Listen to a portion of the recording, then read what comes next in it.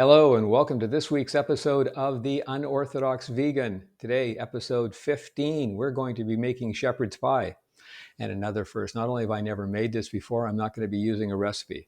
I've looked at a few things, figured out that maybe we can make it work. You know, it's like flying a plane. You read a book, you should be able to do it. Everyone should turn out okay, right?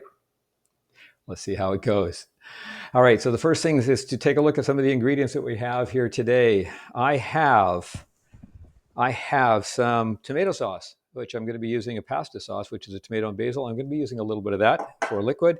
I have some soup mix, dried soup mix, and I have mixed in with that vegetable soup, consomme or whatever you call it, a little bit of onion soup mix, just because I had a little half bag or portion of a packet open, so I thought might as well use that. I'll be using my trusty Eve's meat, which is a vegan meat substitute. It's their hamburger stuff, and it's going to be using that. I have cut up some onion. I have some fresh onion here, some fresh, what is that? Fresh garlic, some peppers, some green onions, a little bit of cremini mushrooms. Let's see what else have I got. And on the stove over there, which you can't quite see, let me just move you over there. I have already made some mashed potatoes. Well, I haven't made the mashed potatoes, but I boiled some potatoes. And I have fried up some additional mushrooms and some onions because I like to have that additional nutty fried up taste. So I'm going to be mixing all this together in just a moment. All right, next step is, now that I've shown you what to do, actually the first step, now that I've already done a lot of the prep stuff, I'm going to put the mushrooms, which I've sauteed, mushrooms and onions that I've sauteed into the bowl. I love the flavor of sauteed mushrooms. I find them to be just so enjoyable. But I also like the crunch and the texture of just the fresh ones. So I'm going to be putting fresh ones in that are not sauteed, and also the fresh onions to give it a nice oniony flavor. Although with that soup mix that I've done for flavoring, there's going to be a lot of onion flavor in that. So let's just see how that's all going. Let's see how it turns out. I've got the mushrooms and onions in there that are fried up, putting in the hamburger meat, which I thawed. I had it frozen. Don't have to freeze it, but I keep this for a long time. I usually buy the large packaging of it that you get 4 or 6 of these packages in it, and I think that's more economical, so I like that. And I'm putting in all of this stuff, so let's just start putting it in. Oh, I also have, forgot to mention, I have some frozen veggies I picked up today, just before starting this. I picked up a package of frozen mixed vegetables, so those are going to go in there as well. And I'm putting in about 1.5 cups. I'm just winging this, so you know it's going to turn out. May have to make some adjustments along the way, but that's what's so fun about cooking, is just having lots of opportunity to play around and see how things go, and you're learning from the whole experience. Now the garlic, I decided not to fry it up with the onions and the mushrooms. I like garlic. If you don't like garlic that much, then either don't put it in or put in a little bit amount or fry it up first. It takes away some of the flavor, and that, I also call it a bite, but you know, it is what it is. So we'll see how that goes. Depends on your flavor taste. So I'm putting in this onion soup and vegetable soup mix, putting that in there as well. And I'm just going to mix this all around a little bit, and then I'll put in the, figure out how much of that pasta sauce I want to put in there. And a lot of this stuff could be done with fresh vegetables, I guess, or I could have done it with making up my own tomato sauce. But I just wanted to give this thing a try and see how it all works. Again, try to make it easy for all of us when you're trying to make a dinner, and see how quickly you can make it, or how well you can make it, how flavorful and fulfilling. So just mixing that all around, bringing up those mushrooms that have been sauteed. Oh, it looks great. All right. It smells delightful. Okay, I'm going to put in this tomato pasta sauce. I'm going to try about 1/2 cup. This is a 1/4 cup spoon. Try it with 1/2 cup first and see how that works, just to see how much liquid I've got in there. If I don't have enough liquid, I will add in some more, but I don't want to overwhelm the flavor too much. But I can see that looks like it's pretty good. I'm going to just do one more quarter, so 3/4 of a cup of the pasta sauce. Keep the rest later for pasta with the kids. I'm going to put in some dried rosemary. This is a repurposed shaker spice container, so I'm going to just make it go in that way. And I'll put in some thyme.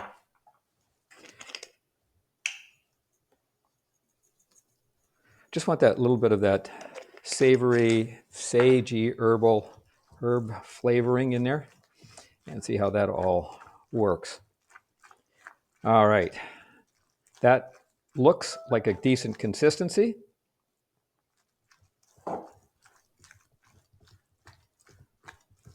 And just mixing it in. Now I have a cooking pan here that I have organized, so I'm going to put that in first. Let's see how that goes, see if that'll fit. I'm hoping that I used the right size pan here, because I have to cover this all with mashed potatoes. Looks like I did the right size, although it's going to be a little tight.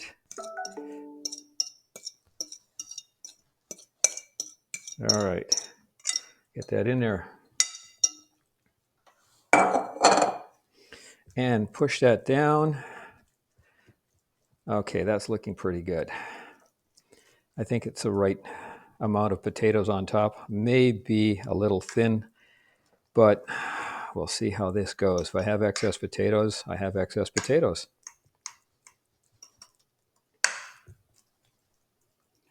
That will settle down a bit when it's baking.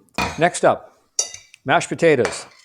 So as I said, I have boiled some potatoes. I had those done earlier this morning.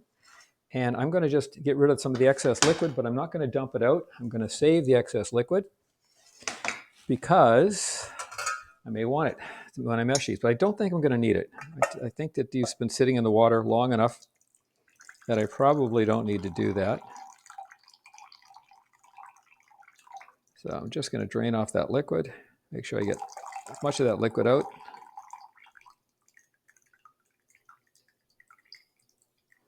And dump those potatoes in here. And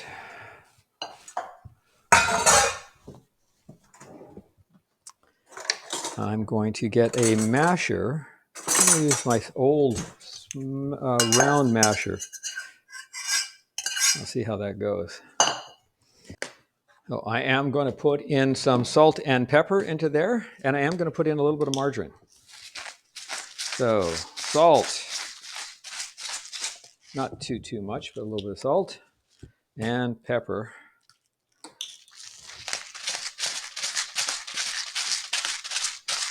I like pepper, but I don't want to change the color too much. I don't want it to be looking too peppery. And I'm going to put in a couple of tablespoons of margarine. I might put in a couple of tablespoons of margarine.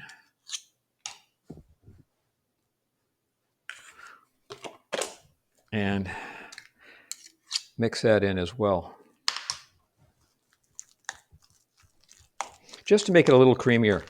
Okay, there is my mashed potatoes. So let's put this on top. And let's see how that's going to do. I used 2 russet potatoes. I had some leftover potatoes in the cupboard, in my cupboard here.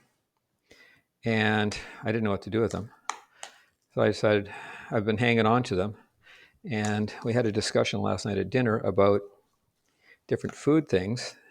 And one of the suggestions was a shepherd's pie. So why not make a shepherd's pie was my thought. So that's what we're doing today.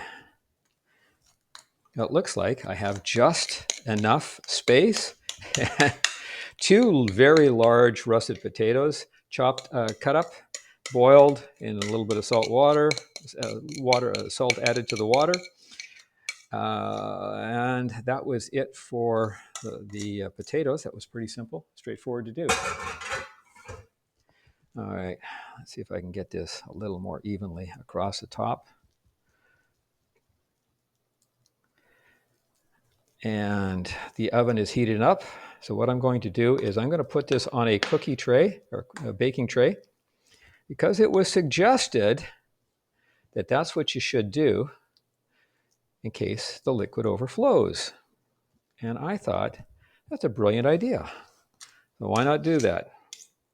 So I'm going to do that. I'm going to just have a little bit of texture to the top so that it gets some golden brown on those ridges and it'll look a little nicer. That's it. Back in a while. Welcome back. Now I took it out of the oven after it had its 45 minutes at 425 degrees. It looks pretty good. I've had it let it sit here for just a little while so it could cool down a bit. And I am going to do a test right now, taking a look at how this goes. We'll see how this turned out from both a texture and a flavor point of view. A little liquidy there on the bottom. Get that in there. Let's see how this goes. The potatoes are nicely browned on the top, a little bit of a nice color to them. There's nice liquid in there. And I'm going to do the taste. Oh, the sage and rosemary, or the thyme and the rosemary, definitely coming through lovely. I love that flavor. Oh, and the vegetables are crunchy, as they should be. The potatoes are rich. Wow. Oh, there's so many flavors in there. That's just delicious. That was such an easy meal to make. I know it took a little bit of time, but it was actually fun to make. I've never done that before. What the heck? Learn as you go. For now, my name is Sean Gold. Again, this is The Unorthodox Vegan, episode number 15. My email address is up there on this side. And if you want to follow me on YouTube, the YouTube connection numbers are all up here, all the information here. It's YouTube, www.youtube.com/@the_unorthodox_vegan. There, I should find it for you. All right, for now, my name is Sean Gold. Have a great day. Bye for now.